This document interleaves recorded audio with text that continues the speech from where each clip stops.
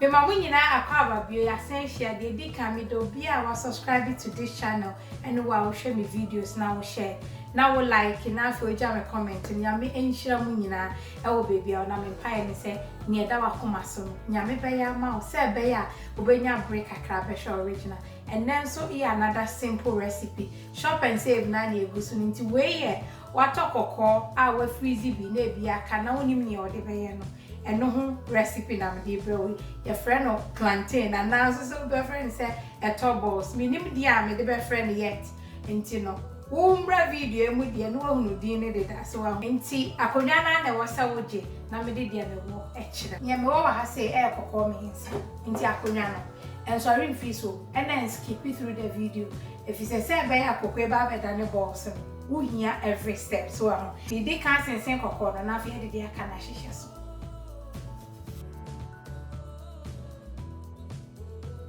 into twitwa ne se de enka de be eton so twitwa ne nkete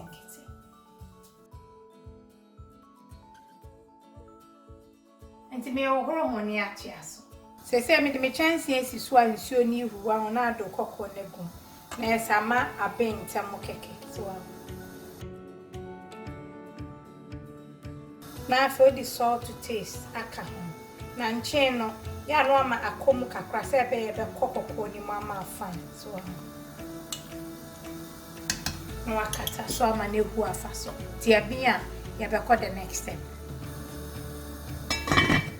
nti abusia for nioma aka me de be ka me recipe hu na me de cho me be use peanut flour me dia me be use no betime use brand bia so me kire de me use so de oje aware ye fie yi onu nso ni o Kelewele herbs and spice blending and also ye be use bi so when so ye sunshine marinade no ekoyi ankasa nti udi akonya na nso rinfri so kra ni e twa to won so aye rice krispies so I wish I found rice krispies no we dey about time for bebre mo mu fie wo a woni ni use cornflakes kama and when ye dey be finish ye duane ama na koyi nti akonya no and so rinfri so ye dey kan me dey me chop ba be grind me rice krispies no so wo betumi do blender e be koyi en fancy o nka nti no me ye nyina ne se me de bi eku wo ya no an breast and e piti gu ba bia so we need blender na ni bibia fire wa fe bobo so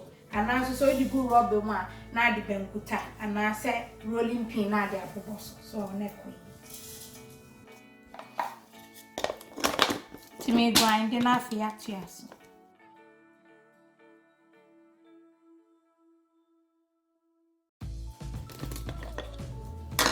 me de dia ka no ka ho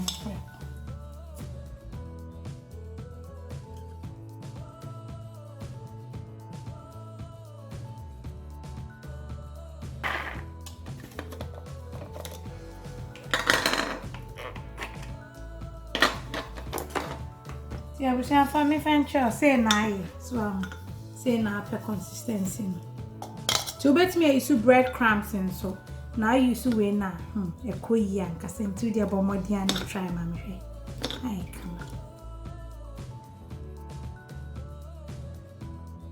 ya busia force say ya kokko na ben so say eshi dia me ya ne say anka fe na betwi makoni ade me de sunshine marinade di budi gumu a me si de wo de mo amatra no wa wunim so na odo tapoli no epia kokko ni konchin na fe de me ba be use ye 1 tablespoon so Makola bibia wo wa share me previous video no be na fe o de kokko no ai de wo betwi ni ti se eto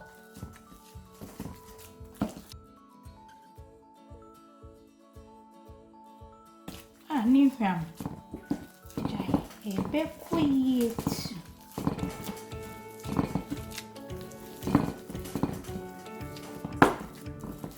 na se enyansa ye no so na wafa Kelewele spice blending wa uni bi no me the ingredients ni na abegu so ama wafa 1 pepper ni hwenti ane akakadru bibia wanu so na ade apete so kama yeah no so makafra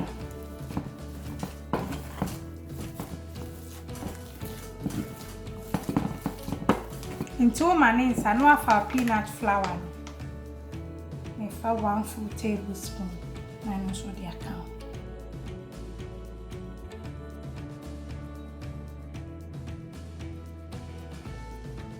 Abusia for Marie and Makola and I need that.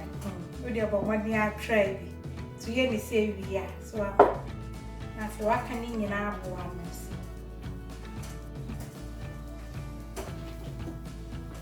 Now feel what's here, so no I see. No abono balls on shape be our PB and size be a medium say na me. To me boning in an acid ear dinkum.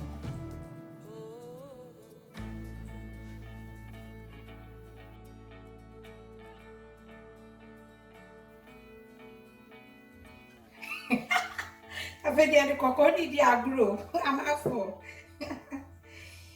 Go bet me a friend kola no ma bebo. Ne kokama. Obi a ye bi. Wa bebo di so anu ye chia. Wa na befa. And kasoti original.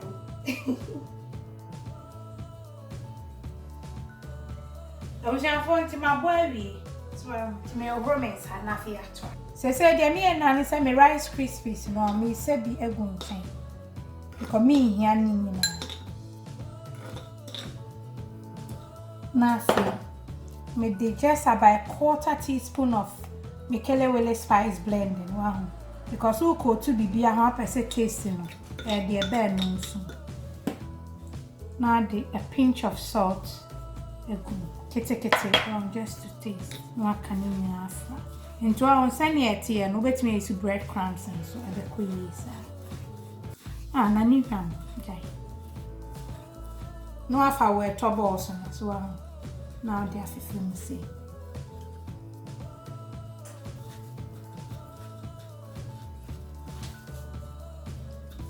We now me and a can't say. Kakra be a fahum.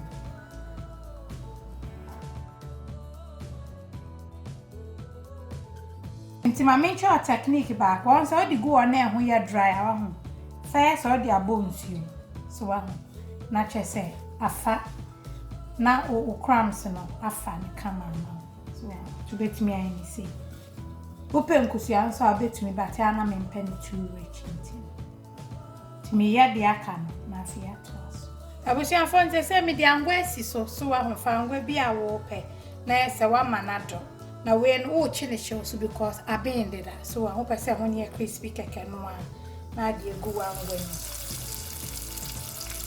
So di gu ma no ahwe won sa.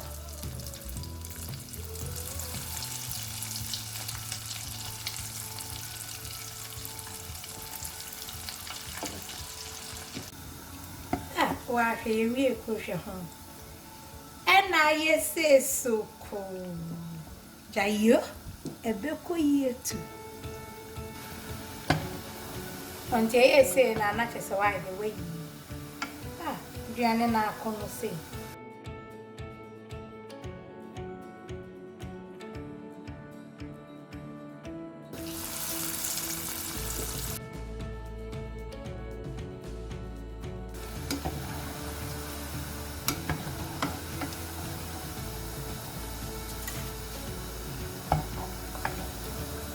I was here for where show a top box.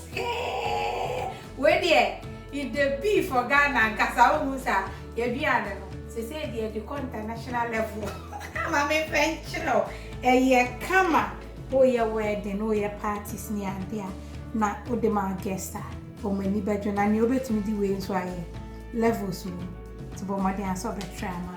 Now, her son, your honey, crispy, with your tea. So, they're very crispy. If you're sending it, boom, come on. You're sending a honey crunchy, and when you see a very moist flavors and a queen. They're my main country, ma'am.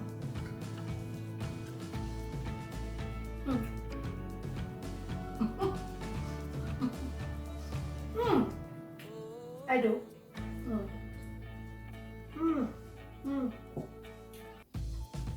And I was here for wait them do best here agree who say into Bomadia saw better mammy tea shop and save 9 years no videos and so no watch will be a face so when it don't forget to like the video and when I get mean time can no but what you ask what did you want like video nami who so when it now so subscribe to this channel but more subscribing never notification bell to say yeah they did this no sabe can afen so who pay spice blend near sauces me being so number go so obetimi a place you order na mo so a mato bi with the money na say God bless.